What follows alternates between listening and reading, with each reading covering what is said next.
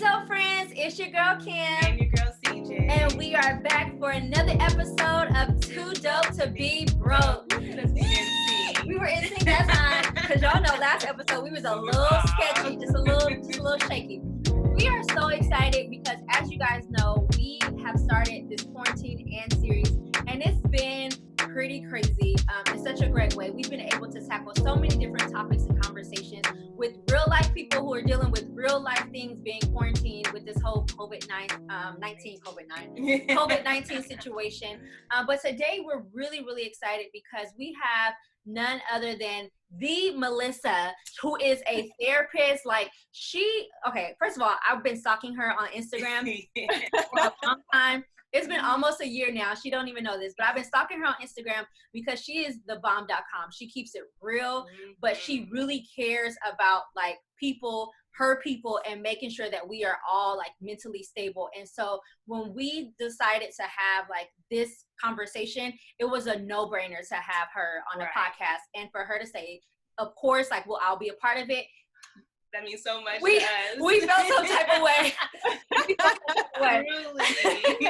So we just want to say thank you. We honor having you on here today. We're so excited to like really jump into this conversation of mental health. Of course, you guys, you know that this is conversation based, so we'll throw some questions out, but this can go really anywhere. So I hope that you're taking notes. If you're driving, listen to it again and take notes, because I have a feeling that this is really going to like help change lives. And y'all know we don't take that lightly. We don't say that all the time, but I feel like this is about to be one of those episodes. So without further ado, can you please introduce yourself to our audience? Absolutely. Thank you so much, ladies, for having me. Those words, I'm like, wow, who are they talking about? Are they talking about me? Let me grab my tissue. Give me a little tears of joy. But seriously, thank you so much for having me. It is an honor to be here. I absolutely love your energy. My name is Melissa Dumaz. I am a licensed marriage and family therapist. I work in private practice. My private practice is You Help You, which basically means a healthy you starts with you. I believe that even if that means making the decision to go to therapy, making the decision to work out, whatever those decisions are, they usually start with you from the inside. So that's where You Help You was born, out of that mindset. I am also a published author. I have a book out there called The Love Challenge, and I am new to podcasting. I recently launched a podcast called The Hats Podcast. Woo!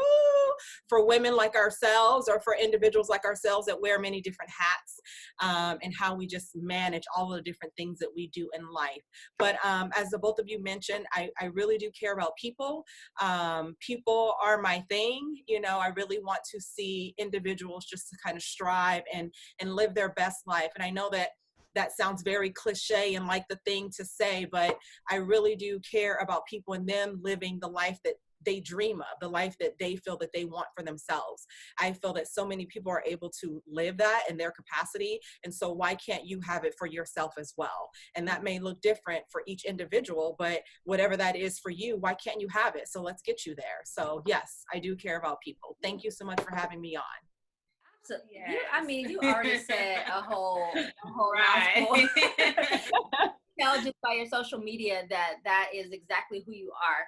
But to hear you really say like what your vision is and basically like your mission, it really ties into like what you're visually putting out there for the world to see. So we really thank you for that, because you know not everybody is what they portray on Instagram. Right. So it's really refreshing when we meet people who are exactly who they say they are on social media, if not even better than right. Absolutely. Yeah, totally agree. So let's jump right into this. All right, let's do it. Mental health. It's been a hot topic for the last few years, specifically for the Black community, because as you know, that's not necessarily a topic that we've always talked about. Right. Growing up, mental health was not something that we just sat around the table and talked about. We lived in times where what happens in his house stays in his house. You pray about it. You ask Jesus about it. Right. Or you just keep it to yourself. Or you keep it to yourself. Exactly. And so now we're living in an age where it's okay to talk about things that you're going through, talk about issues and anxiety and bipolar. Like there's so many things that we feel like we can now talk about. And it makes me happy because I have 2 little girls and they can come and talk to me about certain things and I'm not giving them the same response that like my family may have given us. About like, girl, go pray about it, or you know, go sit down somewhere. You know, you ain't got no feelings like that. So let's jump into just like really the importance of mental health. Mental health in the Black community and why it's so important that we have these like conversations. Right. I think the first thing that we need to do is talk about how mental health is just like your regular health, you know. And if we're speaking specifically to our culture, there are a lot of things that run rampant in our culture, whether that's high blood pressure or whether that's arthritis or diabetes and things of that nature. And we can talk openly about author. We can talk openly about, you know, being diabetic or having the sugar. Girl, you got that sugar?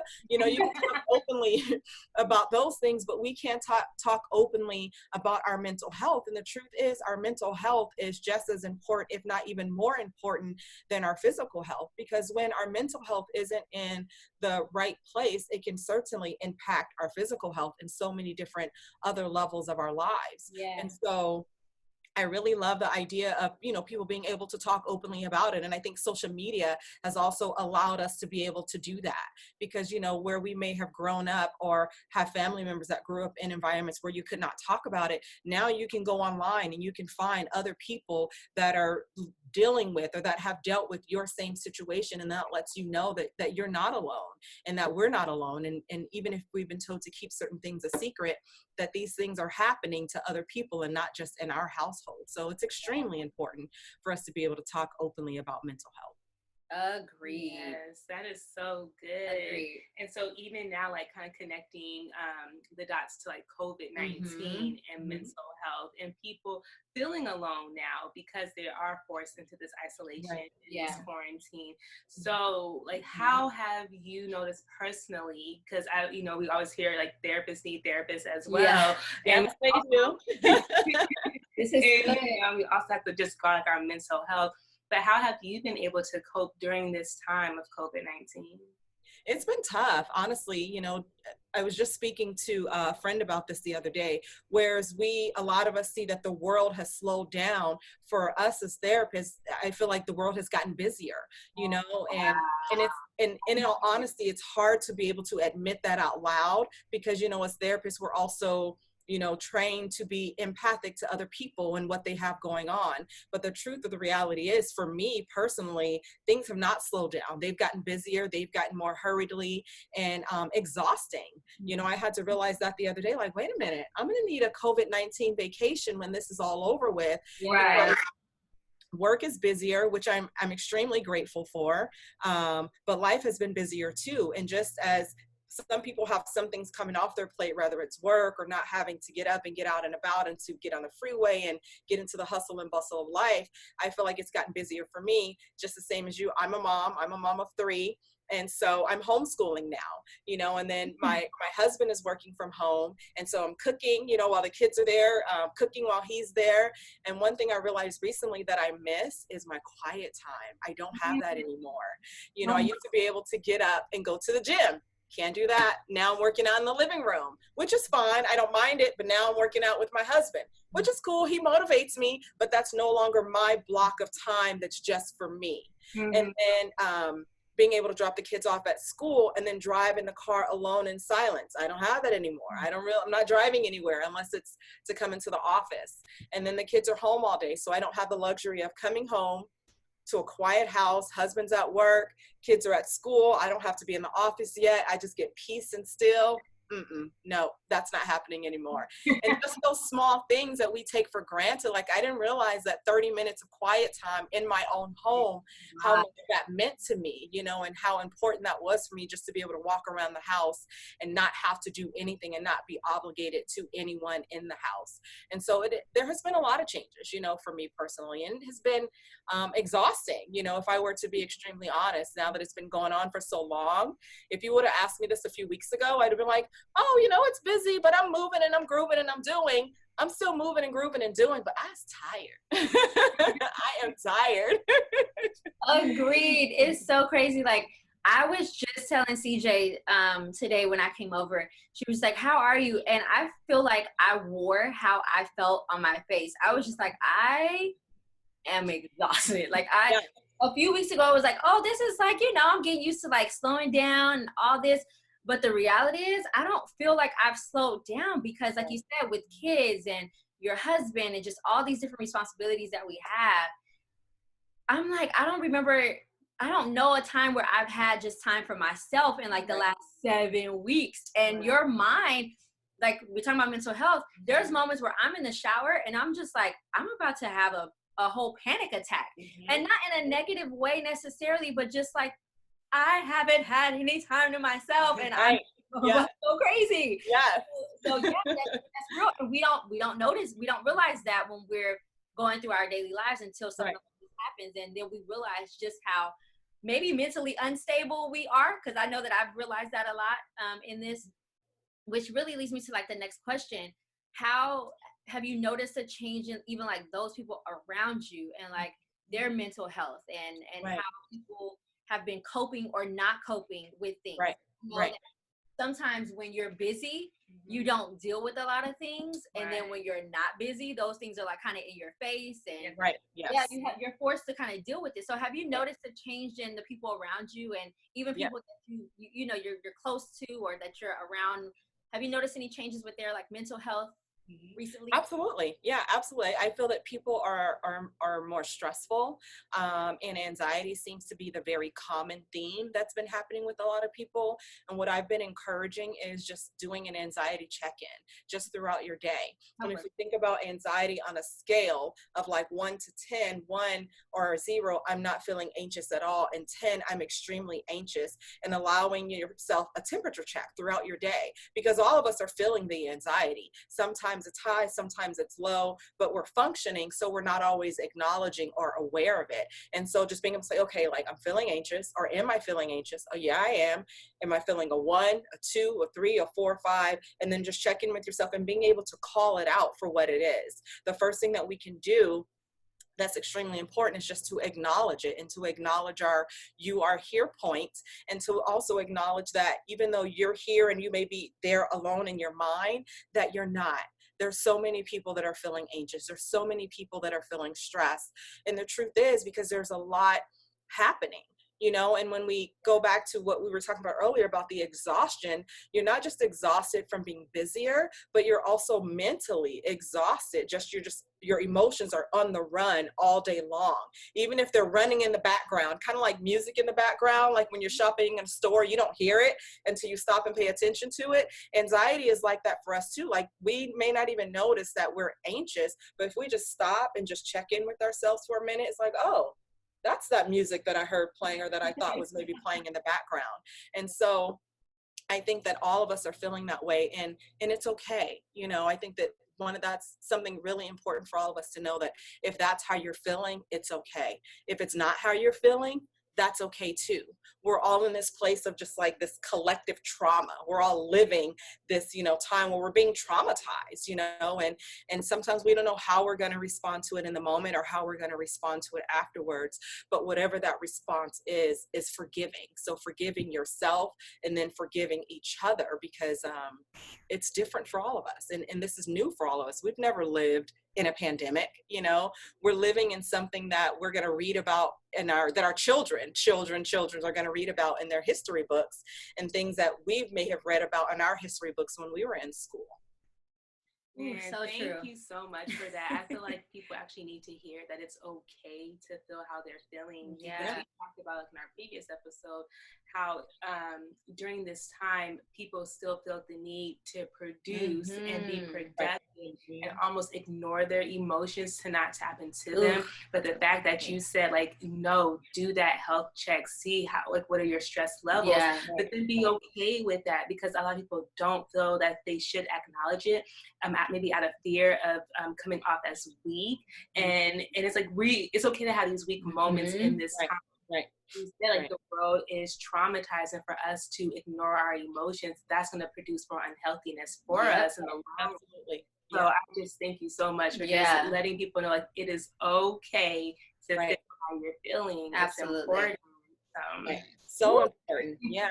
And then, a lot of people have this misconception that, like you said, like that they have to be busy or they have to be doing something. Like, oh, that book I've been wanting to write. Now that life has slowed down, now's the time to write it. Yeah, life is slowed down, but not in its normal capacity. It's slowed down during the time that I need to be mindful of my health, that I need to be, more cleanly, that there's so many other things that are going on. So even though life is slowed down, doesn't mean that you have to now take on this new project. You can decide to slow down too and to do nothing. You can say, right now, I just want to focus on my immune system. I want to focus on getting enough rest. I want to focus on eating healthy. I want to focus on being able to get the groceries that I need at the grocery store. So if that's your focus, that's okay. That is absolutely fine. Wow. Woo. I feel like a mini deliverance session right now. That's fine. So you are a marriage and family therapist. Yes.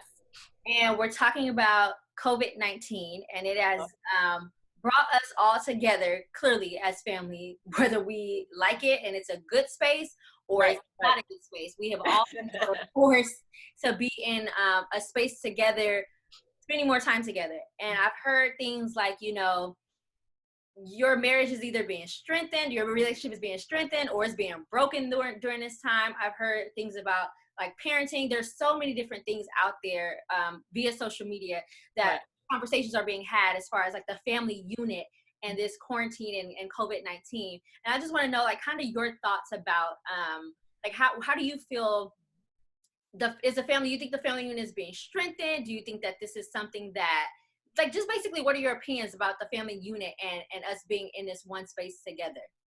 Well, unfortunately, some of the media is saying that, divorce rates are up and divorce numbers are up and things of that nature. In my own personal circle and in my own professional circle, I don't know anyone who is experiencing that. That of course does not mean that it's not happening, but I do believe that this is a time where yes, we can quickly and easily get exhausted. We can quickly and easily get irritated. We can quickly and easily, get on each other's nerves, and now more than ever is an important time to be able to have that open communication with one another, to be able to use our I statements and to say, I feel frustrated. I feel irritated. I feel stuck. I feel confined. I feel lost. I need some space, being able to acknowledge that and to talk openly with the other person about how we're feeling, whether that's in a relationship, in a roommate, with family members, whatever the case may be, or even with your own children, saying, hey, you guys are going to get a timeout, or not a timeout, I'm sorry, you guys are going to get quiet time because mommy needs some quiet time too, or daddy needs some quiet time too. And just being able to have that open dialogue, it's extremely important. And although it is a stressful time, we can get along better and further if we can talk about it. Yes. Woo. Communication is key. That I felt that. Today. I'm using that today with the whole house. The whole house. Everybody sit down. Right. The whole house. You getting these the entire house. We need to talk to everybody. Exactly. Because I think the thing is too, like, we need to be able to have that level of transparency within our safe space. Mm-hmm. And I feel like, I'm not a mother, but I feel like there is like that mom or that father. Oh yeah. Yeah. I can acknowledge how I'm feeling, and not even to my kids. I don't want to sound like a bad parent, but being able to say, like you said, like, I am feeling this way. I need y'all to respect it. Right. Yeah. Again, I am like hearing these conversations about how, like, right now, like, the marriage is being tried and family life is being tried. But again, I feel like it's also due to that lack of communication, that lack of openness. And some people are just walking around on eggshells, trying to project happiness, and everybody's really walking around frustrated during this time. Right. True. For sure. And I think that, I'm sorry. No, go ahead. No, I was just saying, like, CJ was saying she can't speak on a being a mom or a wife, but she can speak on just living with family in general. Like, there's so many people that are out here living with family, or even had to come back home to be with family. to make sure that the household was taken care of. Like the dynamics are still the same. Like it's still those same honest conversations. Like so it's no harder or easier for anybody. Right. We just now don't have an outside space to be able to run to, you know. Because I used to go to the mall. Right, exactly. Like, y'all gonna leave me alone. I'm about to go to the mall, the bookstore. Don't call me for an hour. Right. Or I'm going to have lunch with myself or something. Like you don't have that outlet. It's so true. And I think that it's also important as we're talking about having open communication is to remember not to take these things personal. So while, you know, you may be feeling like, man, so-and-so is really irritating me. Well, you know, if we take a step back, so-and-so is going through the same thing that I'm going through. And I may be irritating them too, but maybe they just haven't said it or they're not showing it. And so being empathic with the other person and not to take that stuff personal because they're dealing and managing the best way that they know how. And maybe instead of taking it personal, asking a question, is there anything you need from me? How are you doing? How can I help you during this time? Or how can we help each other during this time? That is you see my face? Because I'm like, okay. Taking all these notes. So my question to you is more so for like the single people right now who are actually probably living like by themselves. I actually had a friend who I reached out today. She reached out to me today actually, and she was just talking about how she kind of was like tinkering on like the ledge of depression because she found out that like, you know, even though like they're trying to get ready to like open up California just little by little, but truly things are not necessarily going to fully open up maybe until the month of June. And for her, she was really, really sad because right now she can't necessarily really connect with her family because they are like very strict with the whole like COVID-19 rules of you know, in that same space. I still need to stay at home. Like, no, you can't come over. So do you have any tips for those people who are more like extroverted, who need, they get their energy from human touch and connection? Do you have tips for them, just how they could just stay positive? Absolutely. I think that technology is our biggest friend. You know, that technology is one of the best things that we can do to be able to stay connected. And especially for someone who is, you know, an extrovert and wants to connect with other people, maybe they, instead of looking for the party or looking to go to the party, maybe they have to set the party up and bring the party to them.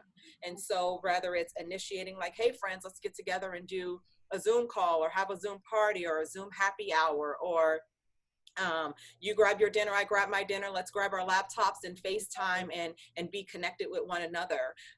Another one of my girlfriends has also been hosting, I think she's doing it on Netflix or Google, watch parties where she's saying, let's watch this show or let's watch this movie, and being able to, you know, have commentary with one another afterwards or during.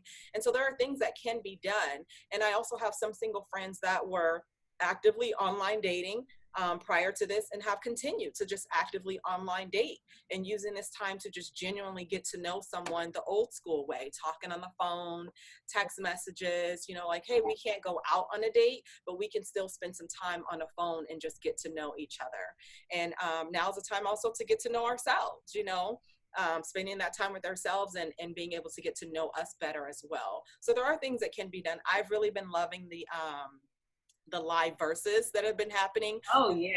Parties that have been happening on social media. That's been a lot of fun. I've been in club quarantine every night with you. Yes. There was one weekend where club quarantine was going on, and I don't remember what day it was, but I had my phone up, and then I was in the kitchen, I was cooking, and it was who was it that was DJing? I can't remember now, but he was doing like all old school 80s and 90s R&B and hip hop. Oh my goodness. I was in the kitchen. I probably burned so many calories going back and forth to the fridge, chopping up food and just having my own little party to myself. And it was so fun. And I would look over at some moments and look at like the commentary that people were saying. And then that was hilarious and entertaining for me. And my husband would come in the house like, what are you doing? I'm like, man, I'm having a whole party up in here. A whole party. And so, you know, technology has definitely, you know, been our friend in finding ways to be able to connect with people via technology, and even connecting with strangers, knowing that someone else on the East Coast that's in quarantine, club quarantine, is having the same experience as you, sitting on their living room couch and partying from the rug.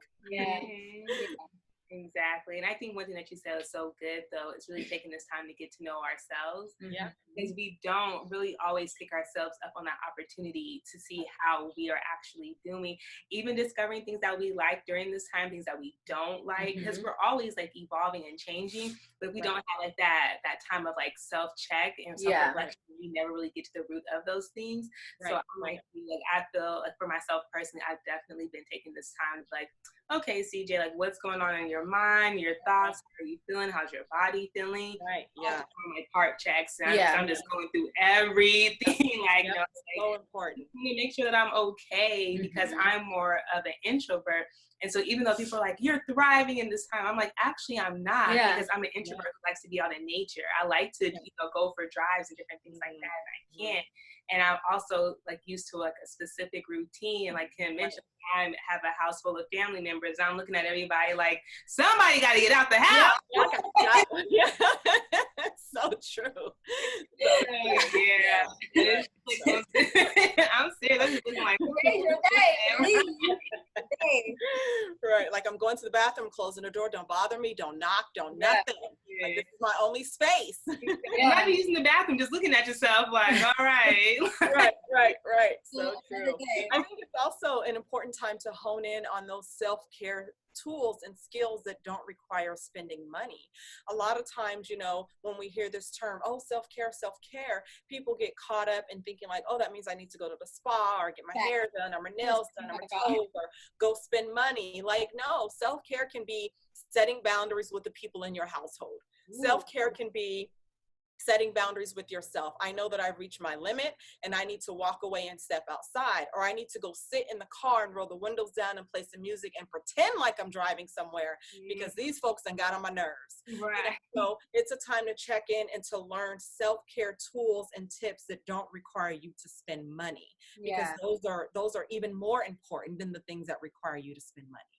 Exactly. Very, very true. So for all y'all out there who's spend all their money on that Amazon. Right. Stop it. All those packages coming to your house. Like I am one of them, but I had to be proud of myself. What you got, Kim? What are you covering up? What are you covering up? I don't even want to talk about it. It's been a real She's thing. like, I feel attacked. I literally have packages delivered to my house every day for the last 2.5, 3 weeks. Okay? Amen. Like mind your business. Right. No judgment. This is a no judgment zone. No judgment zone. It has made my family very happy to see these packages come. It's been something that we look forward to throughout the day. Okay? All right.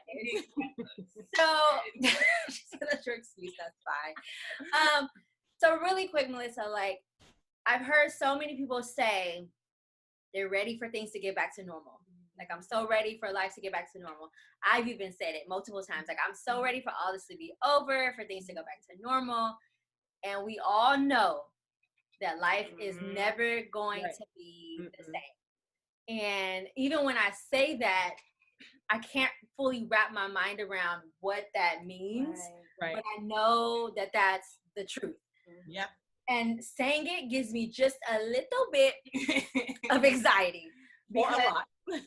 Because it's the reality of like the unknown. We don't know what life after this thing is going to look like. You know, people have talked about when they open these states back up, there's going to be a second wave. There's all these different things that the media has been talking about, and it's causing people to have anxiety about what the new normal is going to look like.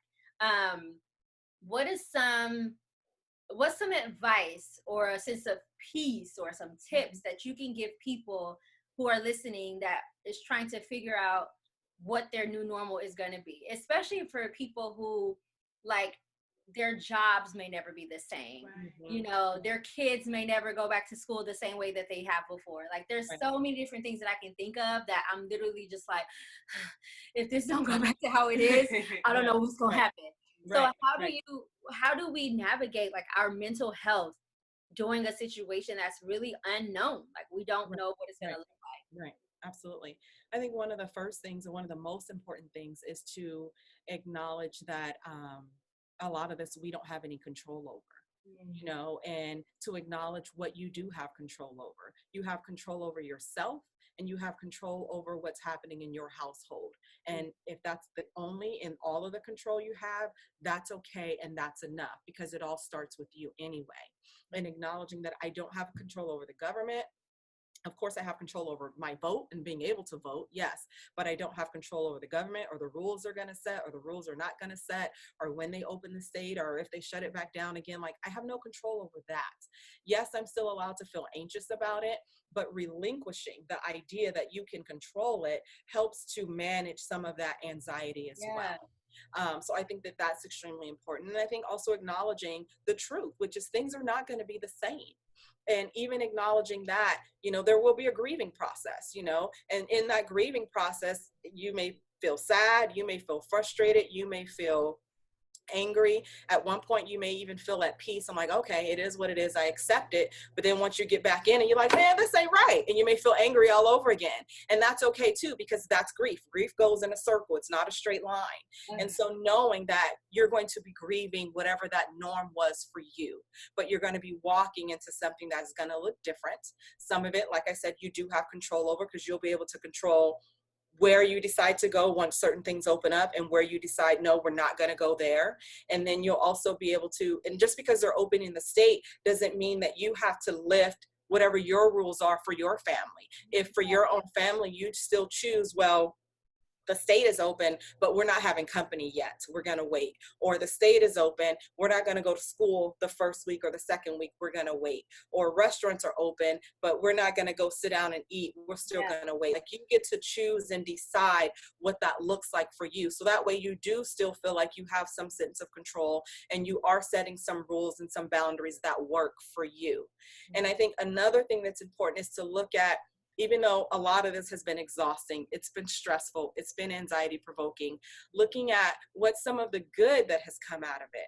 I go to the grocery store the times that I do, and I see people constantly cleaning the rails, cleaning the handles where people are opening, you know, and closing the frozen or the refrigerator aisle in the grocery stores. And I appreciate that. And I'm like, thank you. I was like, we were dirty before this. Yes, exactly. We were.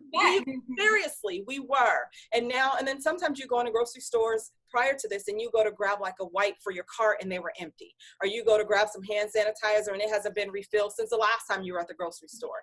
And now they're more actively doing that. So I'm just like, thank you. Like, those are the things that we can appreciate and that we can get behind. So looking at some of the changes that have been happening, that will be helpful, not just for your own personal health, but for the health of our world, for the health of our society. So finding some gold at the end of this rainbow and looking at things that have come of it that have been good. I think that that is extremely important and extremely helpful as well. And honestly, wearing a mask is not convenient. It's not easy, but we also know, like you said, we have not always been clean. Not everybody is clean. Some people don't know how to properly cover their mouth when they cough or sneeze. They may do it in their hand and then touch something. And now that we have to wear these masks, so for the individuals who were not clean before, this mask is to now protect us, you know, from them. So as much as like inconvenient the mask may have, like, you know, I don't know about you, but I'm still wearing lip gloss under my mask. Yes. I'm still smiling. I'm like, these things see my face. I'm like, I hope they see it in my eyes, you know.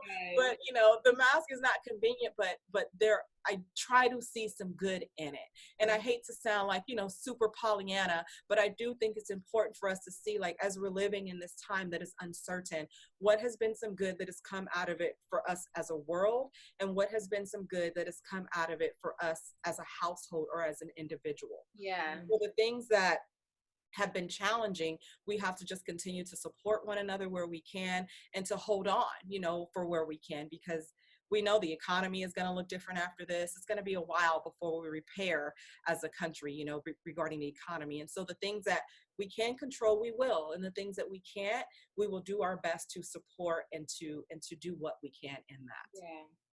Wow. This conversation was so good and so needed. And I feel like I've had a mini deliverance session. Pass the offering plate, huh? Cash app, ma'am. No, this was so good. And I knew that you were gonna come and just drop all type of like nuggets and gems and all that stuff. But you really, really, really have opened like my eyes to just understanding like it's okay to feel the way we feel. That anxiety is a real thing. The anxiety scale that you talked about, that was, for me, that was game changing, because a lot of times, especially as a believer, I don't like to admit when I'm feeling anxiety, because I'm taken to the word where it's like, you know, be anxious for nothing and all things pray. And I'm like, Kim, you can't be anxious. And when you talked about the anxiety scale, it was that reality that everybody's going to feel it. And you can say what your level is at that moment. And then, once you acknowledge it, you can pray about it, but you still should acknowledge the fact that it's there. You know, you don't want to just push it down, which is what we talked about in the beginning, how we were raised like that. We were raised to just kind of suppress how we feel and just kind of get over it. And we are really breaking that stigma and saying like, we're not going to do that. Like I feel like millennials for sure, we're just like, we're not going to live like that. Yes, you guys are rule breakers, and I love it. We're going to just how we feel, and it is what it is. You either take it or leave it. Right. Yeah. Do you have any closing girl, I done lost the word. Remarks? Yes. Kim's like, wait a minute, what is it? My mind is blown. Yes, I think that you have just definitely blessed us with so many gems. I think for me, like the biggest takeaway is, you know, really just kind of like that heart of gratitude, because it is very easy for us to see everything that's so negative in the world and want to just press more into that instead of looking around and saying, okay, well, I'm still good, my family's still good, there's some money in the bank, you know, got that stimulus, whatever that might be, whatever it is. Just really pressing more into that positivity, the positive side of it. Because even for me, that's something that I've noticed, just even when I do go to the grocery store, people are more friendly nowadays. Like where we are having those conversations, like you say, even with the mask, like we really trying to go hard. It's like, I'm smiling at you. I've noticed just different conversations that have been able to spark up during this time with completely like, you know, strangers that I would never probably talk to if this hadn't happened. So I just feel like in this time, it's just really just for our listeners and for our viewers to really just take away having a heart of gratitude and seeing how can you extend that gratitude to other people, because a lot of people are hurting right now. Absolutely. They need that smile. They need that acknowledgement that I see you. Like we're all in this together, that we're not separated. So for me, that was just so huge. And so just thank you so much for sharing your wisdom, your knowledge. Black therapists matter, people. Listen. God. So we really appreciate you. Just continue to just help us and just change the world in your sphere, because you are so necessary and you are so needed. We really honor you for sure. And thank you so much. Black Girl Magic all the way. Hey now. Can you tell our audience where they can find you? So your website, your social media handles, all of it. Absolutely. So I will give you both of them. I will give you my private practice, and then I will give you also my public one as well. You can follow me on both. My private, no, start over. My public is at Glad Tidings by Mel, which basically means good news by Mel, good news by Melissa. And I use that to uplift, to empower, to share positivity. When you find it there, you'll see that there's a bunch of yellow. I love yellow. As you can see, my wall on my office is bright yellow. I feel that it brings joy, it brings cheer and positivity. And so that's what I like to do on Glad Tidings by Mel. I like to share the good news, either my own personal good news or good news that can help to uplift you. And Glad Tidings by Mel is on all social media outlets. That's Instagram, Twitter, and Facebook. You can also find me at my private practice, which is You Help You, the letter U, the word help, and then the word you, Y-O-U. And that's on all social media outlets as well. That's on Instagram, Twitter, Facebook. That is also my website, the letter U, the word help, the word youhelpyou.com. That is me. You can find my book, which is called The Love Challenge, 30 Days, 30 Ways to Increase the Love in Your Relationship. That can be found on Amazon. It can also be found on barnesandnoble.com. It is a book to help to improve relationship satisfaction. So it gives you little tips on little things that you can do every day to add value and to add more mindfulness to your relationship. So that is me in a nutshell. You guys follow, support, buy the book. Don't sleep on her, please. Like, please, Melissa don't regret it later. This was so good, Melissa. Yes. We want to thank you again for being on the podcast. We know that this is just the beginning of a new relationship, and we're so excited and so thankful for it. Well, you guys, we told y'all it was about to be good. So make sure you follow us. She said, make sure you follow us at Too Dope to Be Broke on all of our social media platforms. We do not use Twitter, but we're on there, so follow us. We'll get it together. You can also visit our home at toodopetobebroke.net. You can follow me on Instagram at kim.s.scott, and you can follow CJ at She is C Johnson, SHEISCJOHNSON. We also have new merch. So, okay, you guys, this was not planned, even though it looks like it was. We just launched new merch. We're super excited about it. We have like 3 or 4 different options of shirts on our website right now, and we just decided to wake up and wear the exact same shirt without knowing. So there you have it. This is our Me Tee, Me Defined. It's pretty beastie, if I must say so myself. CJ came up with it. She's dope. I just added the me part. But